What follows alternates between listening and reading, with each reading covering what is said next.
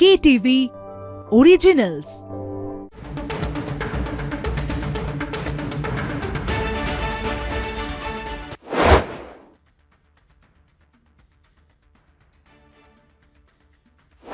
দেখছেন কলকাতা টিভি, সুস্মিতা রয়েছে আপনাদের সঙ্গে। শুরু করছি আজকের stadium bulletin, co presented by Jack olive oil. আর আজকের এই আলোচনায় আমাদের সঙ্গে রয়েছেন কলকাতা টিভির ডিজিটাল হেড অর্পণ ঘোষ। অর্পণদা, তোমাকে স্বাগত স্টেডিয়াম বুলেটিনে। এই মুহূর্তে যে খবর সামনে আসছে যে আইসিসির চাপেই কি মাথা নত করলো বাংলাদেশ, তুমি কি বলবে এই নিয়ে অর্পণদা? এটা নিয়ে কোনো সন্দেহ নেই, যদিও বাংলাদেশ ডিনাই করেছে, তবে একটু এটা এক্সপ্লেন করি। প্রথমত হচ্ছে বাংলাদেশ উত্তাল হয়ে গেল, তারপরে বিভিন্ন রকমের দাবি দাওয়া উঠতে শুরু করলো, প্রতিবাদ, এখনো অস্থির পরিস্থিতি বাংলাদেশে। তারপর ভারতীয় বোর্ড কলকাতা নাইট রাইডার্সকে নির্দেশ দিল মুস্তাফিজুর রহমানকে, বাংলাদেশের ক্রিকেটারকে, যাতে বাতিল করে দেওয়া হয়, বাদ দেওয়া হয়। বোর্ডের সিদ্ধান্ত মেনে নিল কলকাতা নাইট রাইডার্স এবং বাতিল করে দেওয়া হলো মুস্তাফিজুর রহমানকে। বাংলাদেশের একমাত্র লতা ক্রিকেটার ছিল আইপিএলে। এরপরে বাংলাদেশের চরম অস্থির অবস্থা। কেন মুস্তাফিজুরকে বাদ দেওয়া হয়েছে? ইউনিশ সরকারের উপদেষ্টারা উঠে পড়ে লাগলো যে আইপিএল বন্ধ করে দাও, এখন অনির্দিষ্টকালের জন্য আইপিএল সম্প্রচার পুরোপুরিভাবে বন্ধ। যে এরপরে কি হলো, এরপরে ঘটনাটা একটু বিস্তারিত কথার। সেটা হচ্ছে যখন ক্রীড়া উপদেষ্টা ইউনিশ সরকারের বলল যে ভারতে টি-20 বিশ্বকাপ খেলতে যাবে না বাংলাদেশ, এরকম একটা সিদ্ধান্ত নেওয়ার কথা হয়। যখন মুস্তাফিজুরকে বাদ দেওয়া হলো, সেদিন রাত্রেই অনলাইনের মাধ্যমে, অনলাইন কলের মাধ্যমে বাংলাদেশ বিসিবির বোর্ড কর্তারা আলোচনা করেছিলেন যে তারা কিছুটা নমনীয় হবেন এবং এই বিষয়টা নিয়ে যাতে খুব বড় পদক্ষেপ বা কড়া পদক্ষেপ না নেওয়া হয়, সেই সিদ্ধান্তই তারা নিয়েছিল। পরের দিন সকালে পুরোপুরি পাল্টে গেল এবং সরকারের নির্দেশে বাংলাদেশ বোর্ড আইসিসিকে ইমেল করলো যে তারা টি-20 বিশ্বকাপে ভারতে খেলতে যাবে না বিকজ অফ সিকিউরিটি। এবং এরকম একটা কঠিন সিদ্ধান্ত। আইসিসি এখনও পর্যন্ত অফিসিয়ালি কিছু না জানালেও হয়তো সূত্র মারফত খবর, কনভারসেশন হয়েছে, তারপরেই বাংলাদেশ মাথা নত করেছে। কেন? যে সরকার বা যে বোর্ড পুরোপুরি বলে দেয় যে বাংলাদেশ খেলতে যাবে না ভারতে ম্যাচগুলো, অর্থাৎ 3টি ম্যাচ ইডেন গার্ডেন্সে, একটা মুম্বাইয়ে ওয়াংখেড়েতে, তারপরে বলছে আমরা গঠনমূলক আলোচনা চাই এবং আমরা বিশ্বকাপ খেলার ব্যাপারে আগ্রহী, গঠনমূলক আলোচনা চাই, আজকে বিবৃতি দিয়ে জানানো হয়েছে। এবং বলা হয়েছে যে মিডিয়াতে যে সমস্ত কথা বলা হচ্ছে সেগুলো সম্পূর্ণ রকম নাকি ভুল। এবার স্টেডিয়াম বুলেটিনের দর্শকরা বিচার করুন যে বোর্ড পরিষ্কার বলে দিল যে ভারতে আমরা বিশ্বকাপ খেলতে যাব না, অন্য ভেন্যুর আয়োজন করা হোক ফর সিকিউরিটি রিজন। বিসিসিআই ভারতে এখনও পর্যন্ত খেলা হয়েছে, সিকিউরিটি প্রবলেম হয়েছে, এই ইতিহাসে এই ঘটনা নেই। অনেক ঘটনা ঘটতে পারে ক্রিকেট স্টেডিয়ামের ভেতর, কিন্তু এইরকম ইস্যু হয়েছে, কোনো দেশ খেলতে এসেছে, বিভিন্ন রকম সমস্যার সম্মুখীন হয়েছে, এরকম ঘটনা নেই। তারপরেও বাংলাদেশের এই দাবি এবং আইসিসিকে জানানো, এবং আইসিসি কড়া সিদ্ধান্ত নিয়েছে কার্যত বলা যেতে পারে। এখনও পর্যন্ত যেহেতু অফিসিয়ালি কোনো স্টেটমেন্ট যতক্ষণ আমরা এই শো করছি পাইনি, তাই আপনাদের জানাতে পারলাম না। নিশ্চয়ই ভার্বাল কমিউনিকেশন কিছু হয়েছে, না হলে বাংলাদেশ বোর্ড মাথা নত করতে পারতো না। কারণ যা খবর তাতে হচ্ছে যে পয়েন্ট কেটে নিয়ে নেওয়ার কথা বলে দেয়া হয়েছে আইসিসির পক্ষ থেকে, যে বিশ্বকাপ খেলতে হলে ভারতেই খেলতে হবে। যখন এই সিদ্ধান্ত বিসিবি নিয়েছিল, 1 মাস 2 দিন বাকি ছিল বিশ্বকাপ শুরু হওয়ার, 7ই ফেব্রুয়ারি। এই অল্প সময়ের মধ্যে ভেন্যু চেঞ্জ করা, সিকিউরিটি অ্যারেঞ্জমেন্ট, টিকিট অনলাইনে অলরেডি বিক্রি হওয়া শুরু হয়েছে অনেক দিন আগে থেকে। মেসির হাতে, মেসিকে প্রথম টিকিট দিয়েছিলেন আইসিসি চেয়ারম্যান জয় শাহ।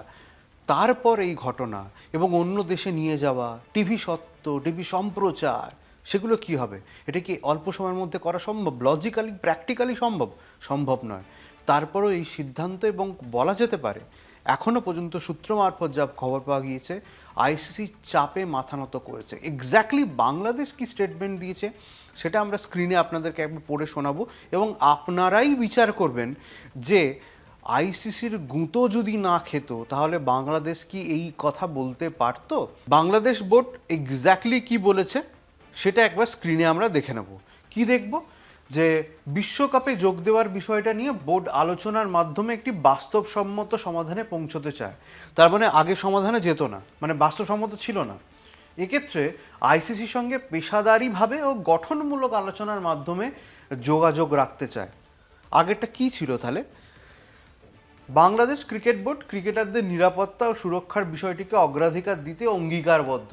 তবে বিসিবি দেখেছে অনেক সংবাদ মাধ্যমে বলা হচ্ছে আইসিসি থেকে ভারতে খেলার জন্য চরম বার্তা দেওয়া হয়েছে। সেটা সম্পূর্ণ ভুল। সবাই ঘাসি মুখ দিয়ে চলে, বাংলাদেশ বোর্ডকে কথাই বলবো। তো মানে ওই স্টেটমেন্টের পর যে ভারতে খেলবো না, অন্য ভেন্যুতে খেলার অ্যারেঞ্জমেন্ট করা হোক, তারপর পরক্ষণেই পাল্টি সিদ্ধান্ত। মানে সবাই বোঝে এটা বলার কোনো জায়গা নেই। আর এটাও বলে রাখি, সেটা হচ্ছে বাংলাদেশ যদি না খেলে বাংলাদেশের লস, ভারতের কিছু যায় আসে না। বরং আইসিসির কাছে এরকমও নিয়ম রয়েছে, এই ঘটনা আগেও ঘটেছে, যে বাংলাদেশ যদি না খেলতে চায় এবং তারা যদি কড়া সিদ্ধান্ত নেয় এবং আইসিসি যদি তার থেকেও কড়া সিদ্ধান্ত নেয়, তাহলে বাংলাদেশকে বাদ দিয়ে অন্য টিমকে এন্ট্রি দিয়ে টি-20 বিশ্বকাপ হতো। তাই আবারও বলছি, মাথা নত করেছে বাংলাদেশ। বিবৃতি দিয়ে যতই জানানো হোক না কেন, ভার্বাল কমিউনিকেশন নিশ্চয়ই হয়েছে, যদিও এখনও পর্যন্ত আইসিসি কোনো অফিসিয়াল স্টেটমেন্ট দেয়নি। না হলে বাংলাদেশ এই সিদ্ধান্ত নিতে পারে না। অর্থাৎ তারা বিশ্বকাপ খেলতে চায়, তারা সিকিউরিটি বিষয় নিয়ে কথা বলেছে এবং তারা ভারতেই খেলতে চায়। এই বিবৃতির মাধ্যমে অন্তত পরিষ্কার হয়ে গিয়েছে। অতএব ওই যে ভেন্যু বদলের গল্প, ওটা আইসিসি মোটামুটি নাকচ করে দিয়েছে, এটা নিয়ে কোনো সন্দেহ নেই। একেবারেই অর্পণদা, আমরা তো এই আলোচনায় থাকবোই, তবে সময় হয়ে গিয়েছে একটি ছোট্ট বিরতির। ফিরছি বিরতির পর, সঙ্গে থাকুন। ফিরে এলাম বিরতির পর, আর এবার একটু আইপিএল এর দিকে নজর রাখা যাক। অর্পণদা, তোমার কাছে যে বিষয়টা জিজ্ঞাসা করার, যে আইপিএল থেকে যে মুস্তাফিজুরকে বাদ দেওয়া হলো, পুরো টাকা কি পাবেন মুস্তাফিজুর? কখনোই না, কোনো টাকা তিনি পেতে পারেন না, অন্তত নিয়ম তাই বলছে। এবং তিনি যেটা করতে পারেন সেটা আইনের পথে যেতে পারেন, এবং এক দেশের সঙ্গে অন্য দেশে যদি আইনের লড়াই লড়তে হয় তাহলে সেটা অনেক প্রশস্ত রাস্তা আর কি, সেটা অনেক কাঠখড় পুড়িয়ে পুরো বিষয়টা করতে হবে। এবং প্রচুর প্রশ্ন আমাদের দপ্তরে এসেছে যে মুস্তাফিজুরকে যে বাদ দেওয়া হলো, আমাদের কমেন্ট সেকশনে প্রচুর এসেছে যে 9,20,00,000 টাকায় কেকেআর যে তাকে নিলামে কিনেছিল, যে সেই টাকাটার কত অংশ তিনি পাবেন এবং কত অংশ তিনি পাবেন না, এবং আদৌ কি তিনি টাকা পাবেন। এবার প্রশ্নের উত্তর হচ্ছে না, কোনো টাকা তিনি পাবেন না, কারণ এটা কেকেআরের সিদ্ধান্ত নয়, এটা ভারতীয় বোর্ডের সিদ্ধান্ত।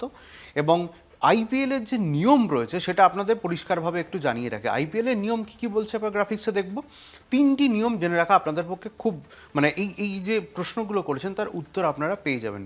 প্রথম নিয়মে কি বলছে একবার দেখে নেওয়া যাক। স্ক্রিনে আমাদের রয়েছে প্রথম নিয়ম।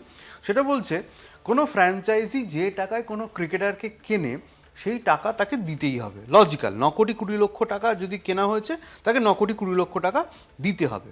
এবং 1 নম্বর পয়েন্টে আর কি বলছে, যে ভালো করে একটু বোঝানোর চেষ্টা করছি, যে যদি সে খেলে তাকে পুরোটা দিতে হবে। প্রতিযোগিতা শুরুর আগে মোট টাকার 15% সেই ক্রিকেটারকে দিয়ে দেওয়া হয়। এটা নিয়ম, পলিসি, যে 9,20,00,000 টাকায় যখন মুস্তাফিজুরকে কেনা হয়েছে তার 15% টাকা তাকে খেলা শুরুর আগে দিতে হবে। তার মানে মুস্তাফিজুর কত টাকা পেতেন? 1,38,00,000 টাকা। আইপিএল শুরু হবার আগেই এইটা পাওয়ার কথা ছিল। এবার 2 নম্বর পয়েন্টে যাব। কারণ হচ্ছে যে তিনি কনফার্ম তিনি আইপিএল খেলবেন এবং তিনি 15% টাকা পাবেন, কিন্তু এই সিদ্ধান্ত ভারতীয় বোর্ডের। 2 নম্বর পয়েন্ট কি বলছে আইপিএলের নিয়ম অনুসারে, যে দলে নেওয়ার পর যদি কোনো ক্রিকেটারকে ফ্র্যাঞ্চাইজি ছেটে ফেলে তাহলে পুরো টাকা পাবেন সেই ক্রিকেটার। তাহলে কেকেআর মুস্তাফিজুরকে ছেঁটে ফেলেনি, ভারতীয় বোর্ডের নির্দেশে ছেঁটে ফেলেছে। 3 নম্বর কি, কোনো ক্রিকেটার যদি চোট পেয়ে ছিটকে যান তাহলেও তিনি ফ্র্যাঞ্চাইজির থেকে পুরো টাকা পাবেন। মুস্তাফিজুর চোটও পাননি, ভারতীয় বোর্ডের সিদ্ধান্ত। এবং এখানে একটা বিমার একটা পোর্শন রয়েছে, সেই বিমার আয়তাতেও তিনি আসতে পারবেন না। অর্থাৎ আইপিএলের নিয়ম অনুযায়ী তিনি একটা টাকাও পাবেন না। তিনি টাকা দাবি করতে পারেন, সেটা কিন্তু আইনের মাধ্যমে, এবং আইনের মাধ্যমে এক দেশ থেকে অন্য দেশে, কারণ ভারতের নিয়ম আলাদা, বাংলাদেশের নিয়ম আলাদা। এবার 2 দেশের মধ্যে যখন এক দেশ থেকে অন্য দেশে আইনি লড়াই লড়তে যেতে হয়, সেটা যেতেই পারে যে কেউ, তার জন্য লং প্রসেস রয়েছে, প্রচুর কাঠখড় পুড়িয়ে সেটা আসতে হয়। সেটা মুস্তাফিজুর আসতেই পারেন, সেটা অবশ্যই আইনের পথে চলবে। কিন্তু লজিক্যালি এখনও পর্যন্ত যা জানা গিয়েছে, আইপিএলের যা নিয়ম রয়েছে সেখানে মুস্তাফিজুর রহমান একটা টাকাও পাবেন না। একেবারেই অর্পণদা, আরও একটি বিষয়, আরও একটি খবর সামনে আসছে যে সচিনের ছেলের বিয়ে, সেই নিয়ে কি আপডেট উঠে আসছে? আমি তো তোমাকে প্রচন্ড এক্সাইটেড দেখছি। তুমি কি অর্জুন টেন্ডুলকারের ফ্যান কিনা আমি জানি না অবশ্য, তবে হ্যাঁ খবর ঠিক যে গত অক্টোবরে সচিনের ছেলে অর্জুন টেন্ডুলকারের সঙ্গে সানিয়ার বাগদান হয়েছিল এবং এখনো পর্যন্ত ডেট কনফার্মেশন আমাদের কাছে নেই, তবে আগামী মার্চেই 4 হাত 1 হতে চলেছে, অর্থাৎ আইপিএল এর আগেই বিবাহ বন্ধনে আবদ্ধ হতে চলেছেন অর্জুন টেন্ডুলকার। একদম, আমরা এই খবরে তো থাকবোই, তবে সময় হয়ে গেছে এখন একটি ছোট্ট বিরতির। ফিরছি বিরতির পর আলোচনায়, সঙ্গে থাকুন। ফিরে এলাম বিরতির পর, আর এই মুহূর্তে যে খবর সামনে আসছে যে জট কেটে কিন্তু অবশেষে শুরু হচ্ছে আইএসএল। কি কি সিদ্ধান্ত নেওয়া হচ্ছে অর্পণদা? হ্যাঁ, এটা খুব ভালো খবর ভারতীয় ফুটবল প্রেমীদের জন্য, এবং আইপিএল শুরু হচ্ছে 14ই ফেব্রুয়ারি। এবং এর আগে আমরা দেখেছি গার্সিয়া, তিনি মানে বলা যেতে পারে এটিকের, মাফ করবেন, এটিকের প্রথম একদম অধিনায়ক ছিলেন। তিনি কাপ জিতেছেন, আইএসএল জয়ী অধিনায়ক, এবং তিনি বলেছিলেন যে এরকম একটা গৌরবময় ইতিহাস আমরা সাক্ষী থেকেছি যে আইএসএল হোক, তিনিও চান। প্রচুর ফুটবলার নিজেদের সোশ্যাল মিডিয়াতে তারা বলেছেন যে আইএসএল হওয়াটা খুব গুরুত্বপূর্ণ, ভারতের একটা এরকম গুরুত্বপূর্ণ লিগ, সেখানে যদি এটা না হয় তো অবশেষে জট কেটেছে, ফেডারেশন দায়িত্ব নিয়েছে এবং আইএসএল হচ্ছে, এটাই বড় খবর। 14ই ফেব্রুয়ারি আইএসএল হচ্ছে, 14 দলকে নিয়েই হবে। এবার কি কি সিদ্ধান্ত হয়েছে স্টেডিয়াম বোর্ডের দর্শকদের জন্য সেটা একবার জানিয়ে রাখি। এক্স্যাক্টলি ঠিক কি কি বিষয়ে বলা হয়েছে, কি কি সিদ্ধান্ত নেওয়া হচ্ছে, খুব জটিলতা যে আদৌ শুরু হচ্ছে, কি কি বিষয় হবে, কি কি বিষয় হবে না, আমরা গ্রাফিক্যালি সেগুলো একবার দেখব যে কোন কোন সিদ্ধান্ত গতকাল নেওয়া হয়েছে 14ই ফেব্রুয়ারি লিগ শুরু হবার আগে। কি সিদ্ধান্ত? যতদূর আমরা জানতে পেরেছি, মঙ্গলবারের বৈঠকে ক্লাবগুলির কাছে আইএসএল এর সম্ভাব্য রোডম্যাপ জানিয়ে একটা প্রস্তাব দেওয়া হয়েছে, যদিও তাতে আর্থিক সমস্যা পুরোপুরি মেটার কোনো দিশা দেখাতে পারেনি ফেডারেশন, এটা দাবি করা হয়েছে। এই প্রস্তাবে কি বলা হয়েছে যে প্রতিটি দল প্রত্যেক দলের বিরুদ্ধে একটি করে ম্যাচ খেলবে, অর্থাৎ ম্যাচগুলি হবে হোম অ্যাওয়ে প্রসেসে। তারপর আগের মতোই নকআউট, অর্থাৎ প্রত্যেক ক্লাবকে কিছু হোম ম্যাচ খেলবে, কিছু অ্যাওয়ে ম্যাচ খেলবে। ক্লাবগুলি ঠিক করবে কোন ম্যাচ তারা হোম এবং কোন ম্যাচ তারা অ্যাওয়ে খেলতে চায়। এই সিদ্ধান্ত হয়েছে। আর কি সিদ্ধান্ত যেখানে দেখা যাচ্ছে যে লিগ আয়োজনের মোট খরচ ঠিক করা হয়েছে 24,26,00,000 টাকা। এর মধ্যে এআইএফএফ দেবে 9,77,00,000 টাকা, বাকি টাকা ক্লাবগুলি দেবে। লিগের স্বার্থে প্রতিটি ক্লাবই ফ্র্যাঞ্চাইজি ফি হিসাবে 1 কোটি টাকার কিছু বেশি দিতে রাজি হয়েছে, সেই সঙ্গে হোম ম্যাচের খরচও তারা চালাবে। তাহলে বাকি রইল কি, সেটা হচ্ছে সম্প্রচার কারা করবে, তাদের জন্য ভিড হবে ডেফিনেটলি।